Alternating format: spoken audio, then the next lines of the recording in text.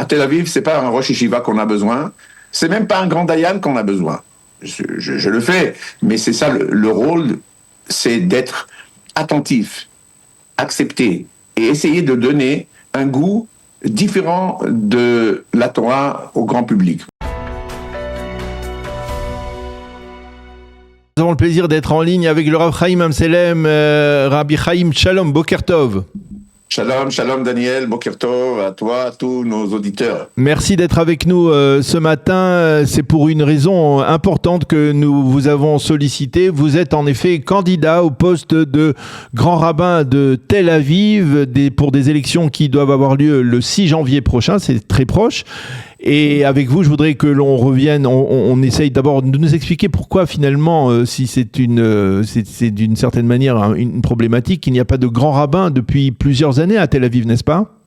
Il y a 8 ans qu'il n'y a pas de grand rabbin à Tel Aviv, et 8 ans que Tel Aviv se dirige par les rabbins de synagogue et quelques rabbins de quartier qui existent depuis toujours, qui n'ont pas été...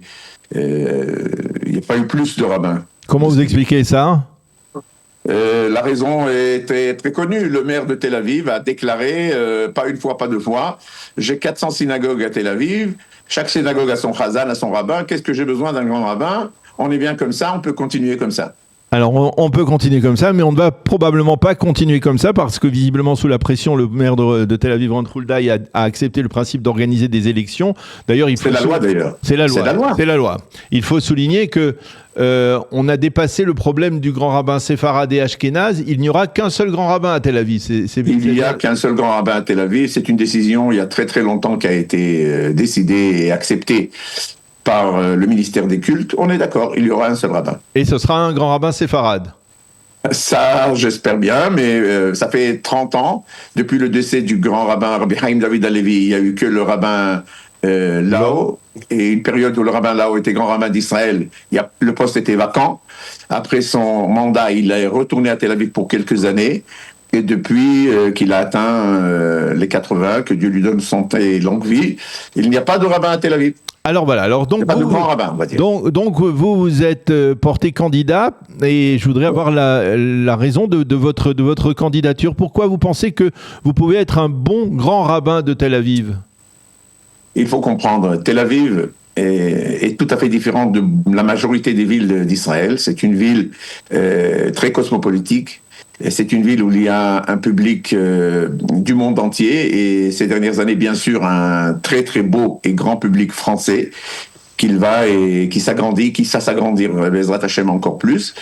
Et Tel Aviv est une ville où elle demande un rabbin avec beaucoup d'expérience et une possibilité d'une ouverture d'esprit, tolérance, acceptance, toutes les tendances un peu délicates qui existent à Tel Aviv. Il faut savoir écouter. Il faut savoir être ferme sur la Torah et sur la Halakha, mais en même temps donner respect à toute personne. Et je pense que je suis capable de le faire d'une façon très très bonne. Mon expérience en Israël, à l'étranger, à la Knesset pendant 8 ans, m'ont préparé à ce poste qui est très très important. Le poste de grand rabbin de Tel Aviv est le deuxième poste du rabbinat d'Israël après le grand rabbin d'Israël. C'est le grand rabbin de Tel Aviv et d'une façon représentative, il est même équivalent au grand rabbin d'Israël.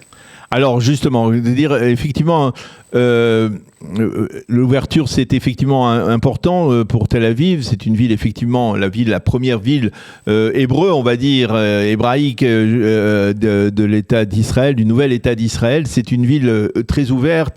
C'est une ville effectivement où il y a de nombreuses communautés.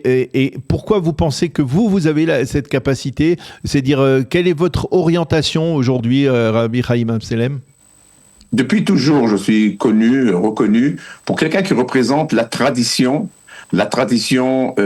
juive, surtout la tradition des rabbins séfarades, Algérie, Maroc, Tunisie, ouverture, tolérance, acceptant, qui a toujours vu en l'État d'Israël un État sioniste, légitime, recommandé et même une grande mitzvah. Tous les rabbins séfarades étaient à l'origine sionistes pour le service militaire, pour la Torah et le travail, pour la Torah et l'éducation, pour la Torah et l'ouverture. La Torah est une Torah Treim, une Torah de vie. elle est elle demande de s'intégrer à la société. Bien sûr qu'on a besoin des yeshivot, bien sûr qu'on soutient les yeshivot, mais Tel Aviv n'est pas une yeshiva. À Tel Aviv, c'est pas un rosh yeshiva qu'on a besoin, c'est même pas un grand dayan qu'on a besoin. Je le fais, mais c'est ça le rôle, c'est d'être attentif, accepter et essayer de donner un goût différent de la Torah au grand public. Vous savez, malheureusement, ces dernières années, et surtout à Tel Aviv, on a eu beaucoup de conflits entre la population pratiquante, les Shomrei Mitzvot, et entre les personnes qui s'appellent les laïcs. C'est devenu un conflit qui a déshonoré, malheureusement, la Torah, ou peut-être le respect de la Torah. Oui, on n'a pas oublié les événements de Kippour quelques jours avant le début de la guerre, n'est-ce pas? De Kippour et d'autres événements aussi. Je pense, et je l'ai dit d'ailleurs dans les médias israéliens en hébreu, le manque de rabbins qui pouvaient écouter tous les côtés et essayer de médiater, de trouver un pont, c'est ce qui manquait à Tel Aviv. Et quand on me demande, surtout les personnes non religieuses, pourquoi on a besoin d'un rabbin à Tel Aviv, et je leur dis, mais attendez, qui c'est qui a besoin d'un rabbin? Les religieux, ils ont leur rabbin, les shivot, ils ont leur rosh yeshiva, les synagogues, ils ont leur rabbanim, leur chazanim. Mais vous, les personnes qui ne sont pas pratiquantes, vous avez besoin du rabbin. Quand vous avez un problème, quand vous avez une question de halakha, quand vous avez besoin d'une bénédiction ou d'un conseil, mais dans l'aspect de la Torah, qui c'est qui vous le donne? Vous n'avez pas. Eh bien, je serai là pour vous.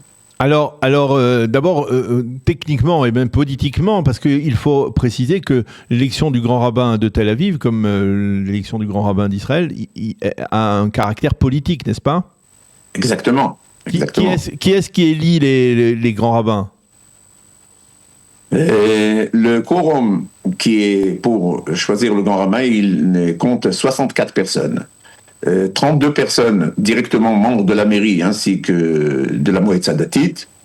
11 personnes, c'est des personnes qui ont été recommandées par la mairie, des gens du grand public, des rabbanim ou des gens de la communauté. Et 22 personnes, c'est des gens qui ont été désignés par le ministre des Affaires des Cultes, indirectement, c'est des gens du chasse. Ah oui, alors voilà, c'est pour ça que je vous pose la question, parce que il y a un caractère politique à cette élection, et la question que je voudrais vous poser, c'est quelle est votre force, on va dire, sur ce plan-là, face à Ron Huldaï, par rapport à un parti chasse qui reste tout de même assez omniprésent, n'est-ce pas? Vous avez raison. Apparemment, c'est un tour qui est déjà monté. Heureusement pour moi, et peut-être malheureusement pour les autres, à Tel Aviv, c'est des gens qui pensent. Ce n'est pas des pions. C'est pas des gens qu'on peut téléguider, on leur dit, voilà, on vous a dit, faites comme ça et faites comme ça. C'est des gens de Tel Aviv, et la majorité, sincèrement, c'est des gens très, très intelligents. Pratiquants ou non pratiquants, c'est pas le point important. Je rencontre tout le monde, je leur présente ma façon de voir les choses, quel est mon rabbinat, mon expérience. Et Baruch Hashem, je suis très très content, je suis très confiant que la majorité des gens, tous ceux que j'ai rencontrés, j'ai vu vraiment une approche très très positive. Et je suis en train de travailler, on a encore plus de 2 semaines à faire. Et si Dieu veut, Be'ezrat Hashem Bishuato, on aura la majorité des voix. La relation que vous avez avec Ron Huldaï, elle est importante dans le cadre... Ron Huldaï, elle est très bonne, je le connais depuis toujours. Vous savez, j'étais à la politique, j'étais mêlé à certaines choses de Tel Aviv. Je l'ai rencontré moi-même à ce sujet il y a 4-5 ans, qu'il était très ouvert avec moi. Il m'a dit, Rav Amselem, tu es bien sûr celui que Tel Aviv aurait souhaité, tu conviens, mais il me l'a dit à sa façon, Ron Huldaï, direct. J'ai pas besoin de rabbin à Tel Aviv, moi. J'ai pas besoin, je suis bien comme ça. Mais maintenant, il l'a dit à la mairie, je veux ou je veux pas, c'est la loi, il faut choisir un rabbin. Alors, bien sûr qu'il y a l'affluence politique, bien sûr qu'il y a certains accords directs ou indirects, certains deals qu'on ne sait pas quels qu'ils sont.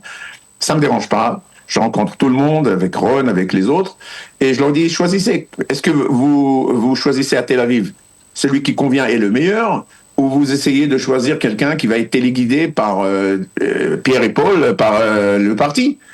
On choisit pas à Tel Aviv un grand rabbin de Bnei Brak. On choisit à Tel Aviv un grand rabbin pour Tel Aviv. On choisit un rabbin qui est capable de présenter la halakha, de présenter la tradition, et je me considère surtout quelqu'un qui représente la tradition, et surtout pour le public séfarade, le public français. Alors justement, le public français. Alors justement, le public français, je voudrais savoir s'il a un rôle à jouer dans cette élection, parce que on le sait, il y a de nombreuses communautés francophones à Tel Aviv. On peut même dire que ces communautés ont redonné une vie plus, on va dire, plus juive entre guillemets dans la capitale, on va dire dans la capitale libérale d'Israël. Est-ce que ces communautés, elles ont un poids dans cette élection? Est-ce qu'elles peuvent vous recommander, si elles le souhaitent, en tout cas, bien entendu, auprès de gens comme Ron Troulaï ou auprès des électeurs? Bien sûr, bien sûr. Tout le monde est conscient, tout le monde le sait, que la cacheroute à Tel Aviv a changé d'une façon extraordinaire. La majorité des restaurants, aujourd'hui, ils demandent ils sont cachers, ils demandent la cacheroute, les hôtels, pareil. C'est grâce au public français qui est traditionnel et qui veut cachère. Il exige cachère et il veut de la bonne cuisine, de la cuisine raffinée. Et bien sûr que les Français ont un mot à dire. Il y a des synagogues qui étaient abandonnées, qui sont en train d'être actives et renouvelées par le public français. Il y a des gros donateurs français à Tel Aviv. C'est vrai qu'ils n'ont pas dans le quorum qui vote, ils n'ont pas de représentants, mais ils ont un mot, ils ont de l'influence. Et je les appelle à tous de prendre la liste des membres de la mairie, prendre leur téléphone et leur dire: on veut un rabbin qui peut donner réponse à nos besoins. On ne veut pas une conjecture politique pour choisir un rabbin. Il est hors de question. Alors, si je devais vous demander votre pronostic, quelles sont vos chances d'être élu? Très bonne. Très bonne, sincèrement très bonne. C'est vrai quand on dit oui, mais c'est une affaire de politique, vous savez, vous connaissez bien les politiciens, vous connaissez bien Ariel Henry, son influence, vous connaissez bien le chasse, vous-même vous étiez dans le chasse et vous avez terminé d'une façon un peu délicate. Un peu dur. Vous n'êtes pas leur verre de thé, comme on dit en hébreu, mais je veux être le grand rabbin de Tel Aviv de tout le monde, du Haredi et du laïc, du chassnik et du Kippa Sruga. J'ai du respect pour tout le monde. Je suis l'élève du Gaon Rabbi Meir Mazouz et je suis celui qui était, on peut dire, presque le bras droit du Rav Ovadia Yosef pendant de nombreuses années.